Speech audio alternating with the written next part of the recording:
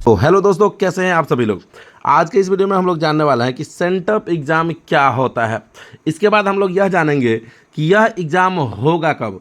और उसके बाद बहुत सारे बच्चों के मन में सवाल यह भी है कि यदि हम यह एग्ज़ाम नहीं देते हैं तो क्या होगा। और जो बच्चे एग्ज़ाम देंगे उसके मन में यह सवाल होगा कि यह एग्ज़ाम पास करने के लिए कितना मार्क्स लाना होगा। तो आज के इस वीडियो में हम लोग बारी बारी से एक एक क्वेश्चन का, जो कि आपके मन में है, एक एक क्वेश्चन का हम लोग जवाब जानने वाले हैं मेरे भाई। तो सबसे पहले हम लोग जानते हैं कि सेंटअप एग्ज़ाम होता क्या है, ठीक है ना। तो सिंपल में समझिए आप, जैसे कोई फिल्म आने वाला होता है और फिल्म रिलीज होने से पहले आप देखते हैं कि उस फिल्म का ट्रेलर लॉन्च होता है ना। क्या बात कर रहे हैं। सेम है सेंटअप एग्ज़ाम। आपका एग्ज़ाम फरवरी में होगा, चाहे आप क्लास 10th के स्टूडेंट हैं या क्लास 12th के स्टूडेंट हैं। तो आपका एग्ज़ाम फाइनल बोर्ड एग्ज़ाम जो है वह फरवरी के महीना में होगा, ठीक है। तो वह हो गया फिल्म, फुल फिल्म हो गया वह। उसका ट्रेलर यह आएगा, यानी कि मूल जैसा आपका एग्ज़ाम होगा सेम वही चीज़ सब इसमें रहेगा, पैटर्न वही रहेगा एग्ज़ाम का। तो उस एग्ज़ाम को हम लोग सेंटअप एग्ज़ाम कहते हैं। सिंपल भाषा में आप ऐसा समझिए कि जैसे कोई फिल्म आता है उससे पहले उसका ट्रेलर आता है, वैसे ही एग्ज़ाम से पहले आपका हो गया सेंटअप एग्ज़ाम। वह एग्ज़ाम के बेसिस पे ही होगा, जैसा पैटर्न इसमें आएगा तो वैसा ही पैटर्न आपके एग्ज़ाम में भी होगा। तो ये हो गया आपका कि सेंटअप एग्ज़ाम में है क्या, इसका जवाब। दूसरा जो क्वेश्चन आपके मन में चल रहा होगा वह यह चल रहा है कि सेंटअप एग्ज़ाम होगा कब। तो यदि आप क्लास 10th में हैं, ठीक है ना, यदि आप क्लास 10th में स्टडी कर रहे हैं तो आपका जो सेंटअप एग्ज़ाम होगा वह होगा आपका 19 तारीख से, ठीक है ना। तो यदि आप क्लास 10th में स्टडी कर रहे हैं तो आपका सेंटअप एग्ज़ाम होगा 19 तारीख से। उस दिन आपका जो है हिंदी, बांग्ला, उर्दू, मैथिली, जो भी बच्चा जो सब्जेक्ट रखे हैं तो प्रथम पाली में इसका एग्ज़ाम होगा। जो संस्कृत रखा है संस्कृत का द्वितीय पाली में होगा, ठीक है। तो अलग अलग विषय है उसका। दूसरा दिन आपका 20 तारीख का है, उस दिन विज्ञान का हो जाएगा। सेकंड पाली में सामाजिक विज्ञान का होगा। इस प्रकार से आपका रूटीन बटा हुआ है कि कब किस चीज़ का एग्ज़ाम होने वाला है, किस पाली में, ठीक है। तो आपको इमेज दिख रहा होगा, आप पॉज करके वहाँ पे समझ सकते हैं कि आपका कौन सा एग्ज़ाम किस विषय का किस दिन है।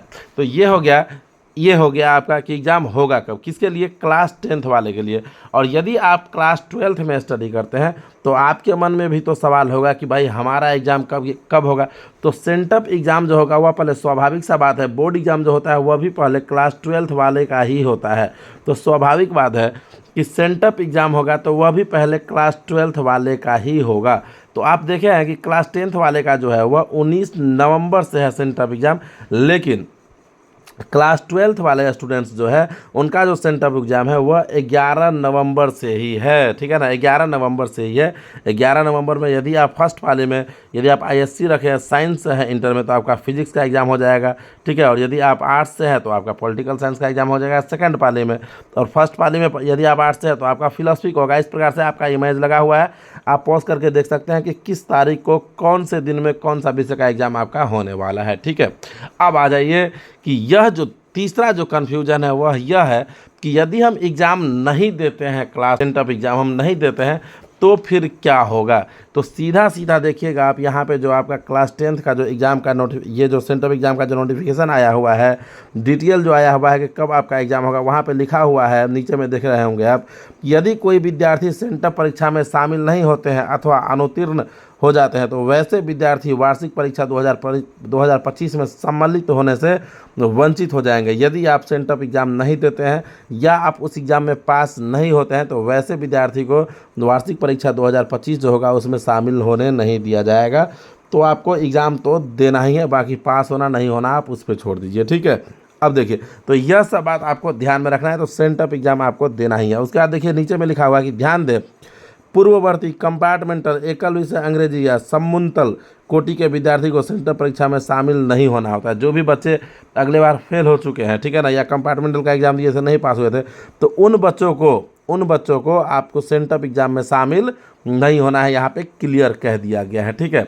अब देखिए अगला जो बात आता है वह आता है कि भाई एग्ज़ाम तो हम देंगे, एग्ज़ाम में बैठेंगे।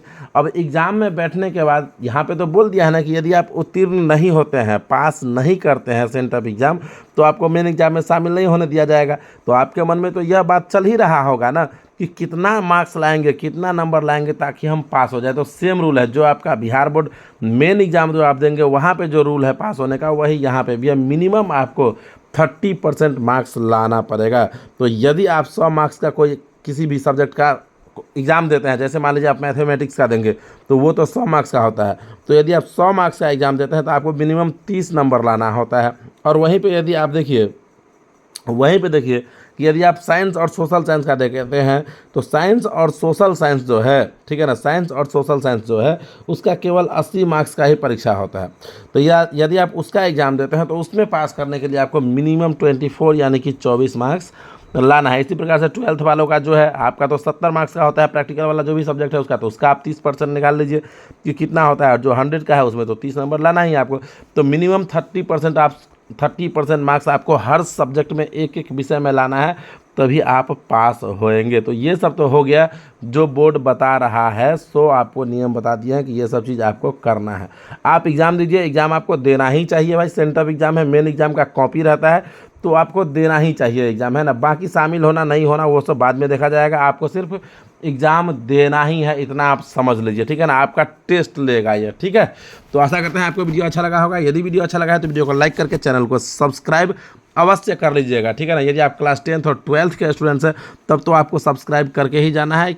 कोई भी किसी भी प्रकार का न्यूज़ आता है आपके बिहार बोर्ड से रिलेटेड तो वो तो अपने चैनल पे आता ही है, साथ ही साथ ऑब्जेक्टिव सब्जेक्टिव सभी विषय के ऑब्जेक्टिव और सब्जेक्टिव का तैयारी भी कराया जाता है। तो आप वीडियो को लाइक करके चैनल को सब्सक्राइब अवश्य कर लीजिएगा।